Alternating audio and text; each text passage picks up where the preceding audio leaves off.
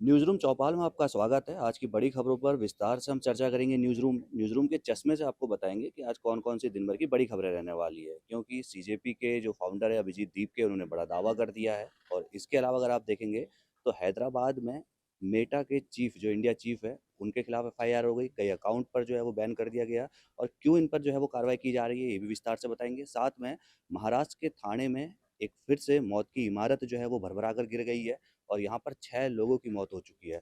नेपाल की खबर भी आपको विस्तार से बताएँगे कि नेपाल में किस तरीके से सांप्रदायिक हिंसा फैली और कई हिस्सों में जो है वो कर्फ्यू लगा दिया गया और आखिर में आपको कॉमनवेल्थ गेम के बारे में बताएँगे। साथ में आपको असम में आई बाढ़ की भी पूरी जानकारी देने वाले हैं। तो शुरू करते हैं न्यूज़रूम चौपाल। चलिए शुरू करते हैं सबसे पहली खबर से, यानी कि कॉकरोच जनता पार्टी के प्रदर्शन के दौरान, आंदोलन के दौरान जिस तरीके से प्रधानमंत्री नरेंद्र मोदी पर कई आपत्तिजनक पोस्ट किए गए, इस पर अब एक्शन शुरू हो चुका है और एक्शन की शुरुआत हैदराबाद से हुई है। इसी पर सबसे पहली खबर जानते हैं। सर, क्या खबर है पूरी और किस तरीके से प्रधानमंत्री नरेंद्र मोदी के खिलाफ जो आपत्तिजनक पोस्ट किए गए, उसके खिलाफ अब कार्रवाई शुरू हो चुकी है। हैदराबाद में मेटा इंडिया चीफ और कई अकाउंट्स के खिलाफ एफआईआर हुई है। इसके अलावा अभिजीत दीपके पर भी जानेंगे, लेकिन पहली खबर क्या है कि पीएम मोदी पर तो आपत्तिजनक पोस्ट पर क्या कुछ अभी तक हुआ है? बता दें प्रधानमंत्री नरेंद्र मोदी पर आपत्तिजनक पोस्ट और उनके जो वो चित्र हैं उनको गलत तरीके से इस्तेमाल किया गया है। इसको लेकर हैदराबाद पुलिस में एफआईआर दर्ज की गई है। ये एफआईआर भाजपा समर्थित 2 लोगों ने दर्ज कराई है। इसमें मेटा इंडिया के जो चीफ हैं उनके खिलाफ और जो सोशल मीडिया अकाउंट्स हैं उनके खिलाफ एफआईआर दर्ज की गई, जिन्होंने पीएम मोदी के ये चित्र और उनके लिए जो टिप्पणियाँ की हैं गलत तरीके से इस्तेमाल की हैं। इसके साथ ही इसमें ये भी कहा गया कि अगर इस तरह की टिप्पणियाँ पीएम मोदी या जो प्रधानमंत्री पद पर काबिज़ है उस व्यक्ति के साथ की जाएँगी, उस व्यक्ति के खिलाफ की जाएँगी, तो ऐसे जो हमारे समाज में जो भेदभाव है और हिंसा है, इन सभी को बढ़ावा मिलेगा। अब आगे देखना है पुलिस इस पर क्या कार्रवाई करती है। इससे पहले भी मेटा इंडिया ने पीएम मोदी का जो भाषण था, जो पहला भाषण था, काकरोच जनता पार्टी से संबंधित था, उसको भी कुछ मिनट के लिए ब्लॉक कर दिया था, जिस पर सरकार ने अपनी नाराज़गी जताई थी। बिल्कुल, जो वीडियो जो है प्रधानमंत्री नरेंद्र मोदी का हटाया गया था, उसके खिलाफ जो है नाराज़गी जताई गई थी, तलब किया गया था और अब देखना होगा कि यहाँ पर एफआईआर दर्ज हुई है। अब बात करते हैं थोड़ा-सा अभिजीत दीपके पर सर। अभिजीत दीपके ने बयान दिया है एक, बीते दिन एक बयान आता है अभिजीत दीपके का जिसमें वो सीधे तौर पर कहते हैं कि भाई साहब मुझे जो है धमकाया जा रहा है कि बीजेपी में शामिल हो जाइए आप, नहीं तो आपके माता-पिता जी को परेशान किया जाएगा। इसके अलावा अमित शाह का इस्तीफ़ा जिस तरीके से विपक्ष लगातार कह रहा है और अब अमित शाह का इस्तीफ़ा अभिजीत दीपके भी माँग रहे हैं और कह रहे हैं कि हमारी माँगें जो हम मतलब बातचीत सरकार के साथ हुई थी, वो पूरी नहीं हो रही है क्योंकि एफआईआर वापस लेने की बात की गई थी और अभी तक कई राज्यों में एफआईआर वापस नहीं ली गई है, कई छात्रों को अभी छोड़ा नहीं गया है। इस पर क्या अपडेट है? इस पर अपडेट ये है कि जो स्टार्टिंग में जो इन लोगों की मीटिंग हुई थी, 3 राउंड की इनकी बातचीत हुई थी कि हाँ, धरना प्रदर्शन को ख़त्म कर किया जाए। तो हालाँकि 3 राउंड उनकी मीटिंग के बाद प्रोटेस्ट तो ख़त्म हो गया, लेकिन दोनों तरफ से संशय बरकरार है। सरकार का अपना स्टैंड है और कांकरोच जनता पार्टी का अपना स्टैंड है। सरकार को ये लगता है कि जिन लोगों ने यहाँ पे उपद्रव किया था दिल्ली में या अन्य राज्यों में हिंसा फैलाई थी, इन लोगों के खिलाफ कार्रवाई की जानी चाहिए। भई कांकरोच जनता पार्टी का मानना है कि जो लोग इस प्रोटेस्ट में शामिल हुए थे, भले वो किसी तरह से थे, उन पर किसी तरह की कार्रवाई नहीं होनी चाहिए। हालाँकि दोनों का स्टैंड एकदम क्लियर है, सरकार इस पे बिल्कुल भी झुकने के मूड में नहीं है कि जिन लोगों ने उपद्रव किया था या किसी तरह की तोड़-फोड़ की थी या जिन लोगों ने पीएम मोदी को लेकर उल्टी-सीधी बयानबाज़ी की थी, अमित शाह को या गाली-गलौज की थी, उन लोगों के खिलाफ हम एक्शन लेंगे। उनके खिलाफ कतई मतलब इस तरह की कतई भी लापरवाही बर्दाश्त नहीं की जाएगी। वहीं कांकरोच जनता पार्टी जो सौरभ दास हैं, उनके प्रवक्ता हैं, उन्होंने कहा है कि इस तरह की कार्रवाई नहीं होनी चाहिए। अब आते हैं इस पर कि दीपके क्या चाहते हैं। दीपके ने अभी हाल-फिलहाल में जब उनसे महाराष्ट्र में मीडिया कर्मियों ने पूछा कि आप पर बीजेपी में शामिल होने के लिए दबाव बनाया जा रहा है, तो उन्होंने कहा कि हाँ, इस तरह का है। लेकिन मैं अमित शाह से पूछ रहा हूँ और पीएम मोदी से पूछना चाहता हूँ कि आप मेरी उम्र के आपके बच्चे हैं, आप मतलब अमित शाह का जो बेटा है, तो आप अपनी बेटी की उम्र को व्यक्ति को धमका रहे हैं, डरपा रहे हैं, जो देश के हित के लिए आवाज़ उठा रहा है। हालाँकि दीपिका ने कहा कि हम ना तो बीजेपी में शामिल होंगे और ना इस तरह की धमकियों से हम डरने वाले हैं। फिर इसको लेके शाम को पीएम मोदी ने जो नीट पेपर लीक जो हुआ था, उसको लेकर बिल पास हुआ संशोधन बिल, तो उसको लेके पीएम मोदी ने कल एक वीडियो जारी किया। उस वीडियो पर दीपिका ने तंज कसा है कि कुछ पीएम मोदी को लेकर ही। बिल्कुल। बिल्कुल, देखिए जो प्रधानमंत्री नरेंद्र मोदी जी द्वारा एक वीडियो जारी किया जाता है जब लोकसभा और राज्यसभा दोनों जगहों से जो है एंटी पेपर लीक के खिलाफ जो बिल लाया गया था, कानून लाया गया था, उस पर चर्चा होती है और उस पर अब तमाम तरह से जो है बयानबाज़ी हो रही है। अभिजीत दीपके ने तंज उस पर कसा है। इसके अलावा अभिजीत दीपके के कई बड़े आरोप हैं। सभी चीज़ों को हमने विस्तार से जाना। अब हम अगली खबर पर आते हैं। अगली खबर है महाराष्ट्र से। महाराष्ट्र के ठाणे में भिवंडी में जो है एक 4 मंजिला इमारत जो है उसका कुछ हिस्सा भरभराकर गिर जाता है और जिसमें अभी तक 6 लोगों की मौत की खबर निकल कर सामने आ चुकी है। पुष्टि हो चुकी है कि 6 लोगों की मौत हो चुकी है। इसी खबर पर जानेंगे सर क्या है पूरा मामला, किस तरीके से हादसा हुआ और एक और मौत की बिल्डिंग यहाँ पर निकली है महाराष्ट्र में। जी, जी। महाराष्ट्र के ठाणे जिले के भिवंडी नामक जगह है, वहाँ पर कई दिन से एक मकान बन रहा था। तो कल रात में वो मकान में इमारत में जो है 4 मंजिला इमारत है, वो हल्का-सा झुका हुआ दिखा। तो अंदर जो लोग थे, वो लोग बाहर निकल आए, लेकिन कुछ मज़दूर अंदर बैठे रहे और भोर में करीब 4 बजे वो मकान का इमारत जो है वो ढह गए। तो इस दौरान कई लोग मर गए और कई लोग अंदर दबे हुए हैं, वो घायल हैं। बाद में जब पुलिस आई और प्रशासन की ओर से वहाँ बचाव कार्य शुरू हुआ, एनडीआरएफ की टीम आई, तो उन्होंने 6 लोगों की मौत की पुष्टि की है। हालाँकि कुछ मीडिया सूत्र को मरने वालों की संख्या 8 बता रहे हैं। फिलहाल अभी भी वहाँ बचाव कार्य जारी है और अभी भी आशंका है कि कई लोग अंदर जो दबे हुए हैं, उनकी मतलब हालत गंभीर है, मौत हो सकती है उनकी। तो फिलहाल बचाव कार्य जारी है, अब देखिए। बिल्कुल, देखिए ये महाराष्ट्र की खबर थी और महाराष्ट्र में जिस तरीके से भिवंडी में ये हादसा हुआ, इसकी हमने आपको पूरी जानकारी दी और राहत बचाव कार्य अभी यहाँ पर जारी है। अब देखना ये होगा कि आगे किस तरीके से मौत का आंकड़ा बढ़ता है या फिर राहत बचाव कार्य, क्योंकि जो खबर निकल कर आई है वो सीधे तौर पर यह है कि जो इमारत थी उसपे झुकाव गुरुवार को ही देखा जाने लगा था और जब झुकाव देखे जाने लगा था तो उसके बाद इस पर जो है फिर जो अंदर काम करने वाले बहुत सारे लोग थे, वो सभी बाहर आए, लेकिन कुछ लोग अंदर फँसे रह गए। जब इमारत का कुछ हिस्सा गिरा और इमारत का हिस्सा गिरने की वजह से जो है वो यहाँ पर 6 लोगों की मौत की पुष्टि अभी तक हो चुकी है और राहत बचाव कार्य जारी है। अब अगली खबर पर आते हैं। अगली खबर जो है वो सीधे तौर पर नेपाल से जुड़ी हुई है। नेपाल में एक बार फिर से सांप्रदायिक हिस्सा जो है हिंसा वो देखने को मिली है। सांप्रदायिक हिंसा पर बात करने के लिए नेपाल पर हमारे साथ सर हैं, न्यूज़ रूम चौपाल पर अब। सर नेपाल की खबर किस तरीके से, क्योंकि जब से बालिन शाह ने यहाँ पे ज़िम्मेदारी सँभाली, हम देख रहे हैं तमाम तरीके से कुछ न कुछ हिंसा, कुछ न कुछ बवाल, भारत को लेकर भी बवाल तमाम हमें देखने को मिले। लेकिन अभी सुनसरी जिले में जिस तरीके से हिंसा हुई है, कई हिस्सों में कर्फ्यू लगा दिया गया है। क्या है पूरी खबर? नेपाल में जो ये ताज़ा हिंसा हुई है, ये भारत के लिए बहुत ज़्यादा चिंताजनक है। चिंताजनक इसलिए है क्योंकि नेपाल के जिन 2 प्रांतों में, कोशी और मधेश में ये वायलेंस हो रहा है, वो भारत के बिहार से सटे हुए हैं। और जब ये कम्युनल वायलेंस शुरू हुआ वहाँ पे, तो सरकार ने इसको रोकने की भी कोशिश की, लेकिन अब ये जो नियर बाय वहाँ के जो ये सुनसरी ज़िले से वायलेंस शुरू हुआ और उसके बाद ये आस-पास के ज़िलों में फैला।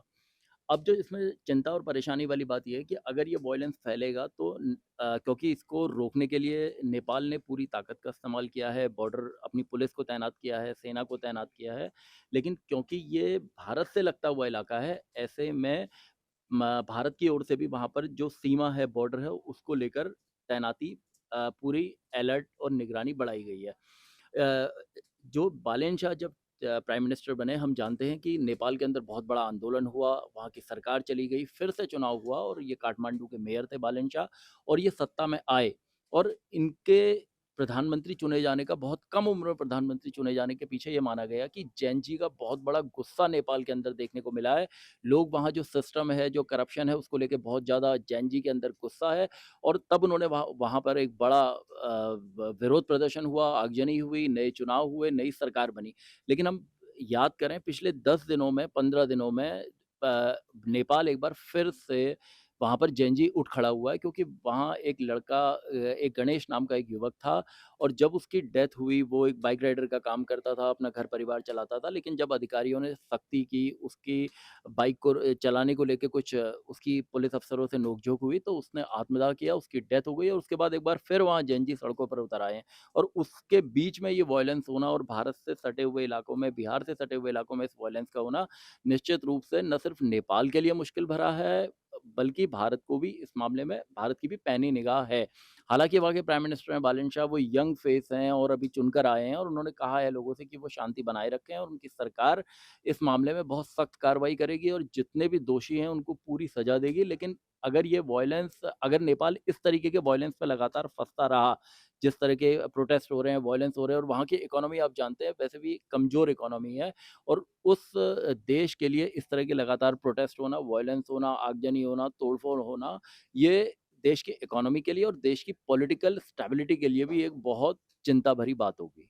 बिल्कुल, अभी हमने हाल में देखिए जैन ज़ी का आंदोलन नेपाल में देखा, उसके बाद सत्ता परिवर्तन देखा और अब उसके बाद से लगातार छुटमुट घटनाएँ जो हैं सामने आती रहती हैं और जिस तरीके से सर ने बताया कि भाई इस तरह की घटनाएँ जो हैं वो कहीं न कहीं नेपाल की अर्थव्यवस्था के लिए बहुत बड़ा नुकसान है।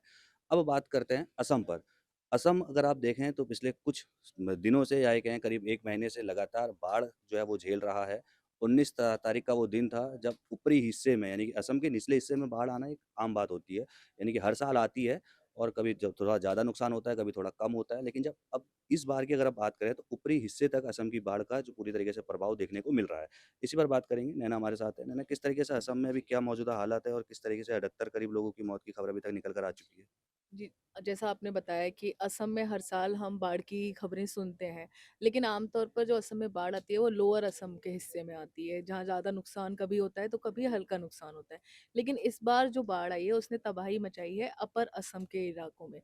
अपर असम में करीब 10 जिले आते हैं, इनमें जो शिवसागर है, जोरघाट है, गोलाघाट है और चराईदेव, इन 4 जिलों में सबसे ज़्यादा तबाही मची है और सैकड़ों गाँव तबाह हो गए हैं, हज़ारों लोग अभी बेघर हैं। अभी तक जो आधिकारिक जानकारी है उसके मुताबिक इस बाढ़ से 78 लोगों की मौत हो चुकी है और करीब 7 लाख लोग इससे प्रभावित थे। लेकिन अब जैसे-जैसे पानी उतरा है तो 1.5 लाख लोग अभी भी प्रभावित हैं इस बाढ़ से। और अभी जो असम के मुख्यमंत्री हैं हिमंता बिस्वा शर्मा ने उन्होंने 4 दिन का दौरा किया बाढ़ प्रभावित इलाके का और जो मिनिस्टेरियल रिपोर्ट आई है उसके मुताबिक उन्होंने सरकार से राहत और पुनर्वास पैकेज माँगा है।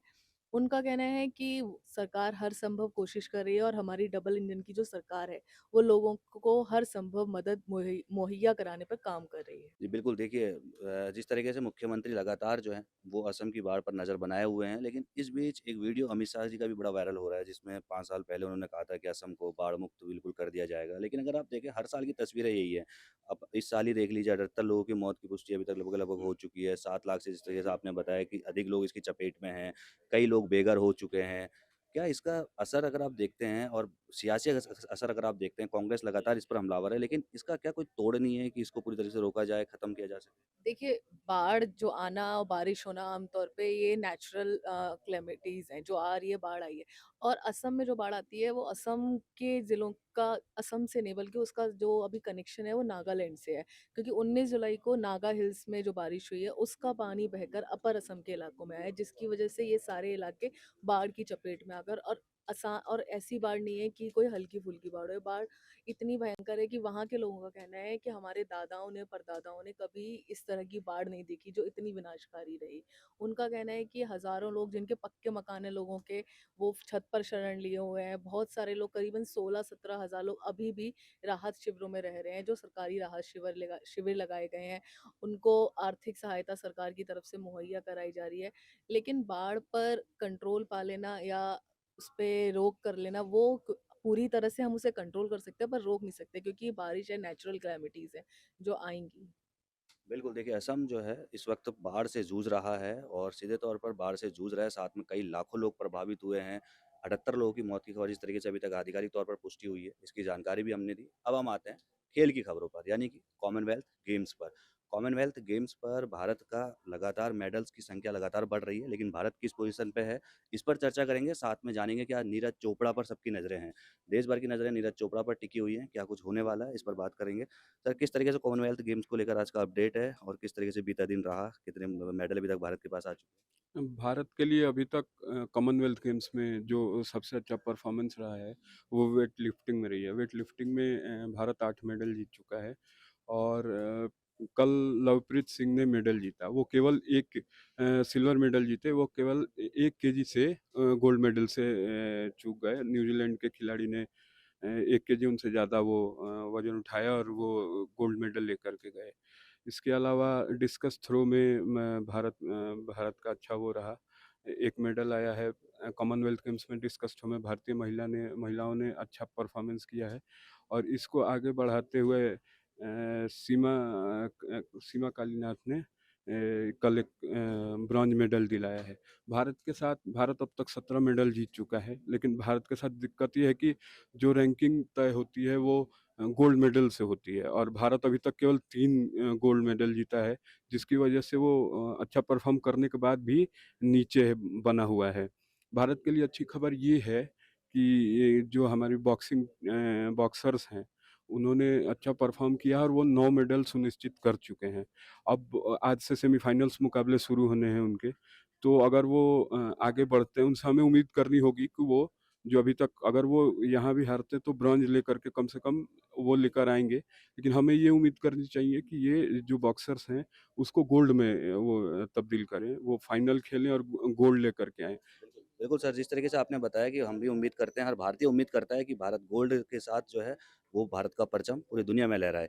नीरज चोपड़ा पर भी आज नज़र है। नीरज चोपड़ा को लेकर क्या अपडेट है? कब ये मुकाबले होने वाले हैं और क्या कुछ इस जेवलिन थ्रो में नीरज से उम्मीदें होंगी। जैसा कि नीरज जो भी कॉम्पिटिशन होता है, जब भी होता है वो भारत को पदक दिलाते ही दिलाते हैं।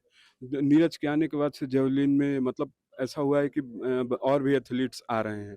तो नीरज पे तो निगाहें होंगी ही होंगी, उनसे पदक की उम्मीदें होंगी।